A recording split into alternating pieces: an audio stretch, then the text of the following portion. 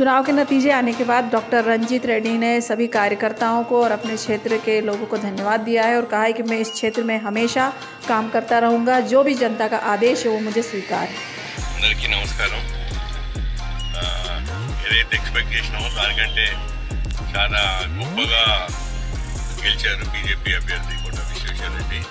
నిజంగా అసలు ఇంత వేవ్ ఉందని ఎక్స్పెక్ట్ చేయలేదు। సిటీ మొత్తంలో చాలా ఎక్కువ వేవ్ ఉంది, కానీ నా కోసం కష్టపడ్డ మా కాంగ్రెస్ కుటుంబ సభ్యులు, మా ఎమ్మెల్యేలు, మా ఇన్ఛార్జ్లు, రకరకాల ఇన్ఛార్జ్లు వచ్చిండ్రు। దాంతోపాటు కాంగ్రెస్ కుటుంబ కార్యకర్తలందరూ నిజంగా ఎంత కష్టపడ్డారు ఇన్నాళ్ళు, ప్రతిదీ ఏది కూడా వదలకుండా అన్ని విధాలు అన్ని సాయశక్తులా కష్టపడ్డారు। దాని తర్వాత వచ్చిన ఫలితం ఇది।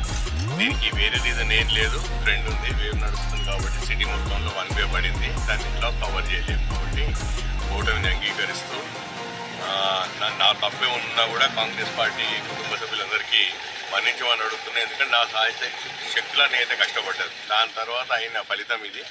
సో అందరం అంగీకరిద్దాం ఓటమిని। తర్వాత విశ్వేశ్వర రెడ్డి గారికి కంగ్రాచులేట్ కూడా చేస్తూ పార్టీ మారడం ఏమైనా ఓటమి కారణం? నేనేమంటున్నా అంటే ఎన్నో రీజన్స్ ఉన్నాయి, ఒక్కొక్క రీజన్ ఎందుకు చెప్పకూడదు అంటే ఆ రీజన్ చెప్తే తప్పైపోతుంది। నేను అందరిలాగా రీజన్ నేనే ఒప్పుకుంటున్నా ఓటమిని నేను అంగీకరించిన తర్వాత ఇంకా దేనికన్నా ఒప్పుకోవచ్చు।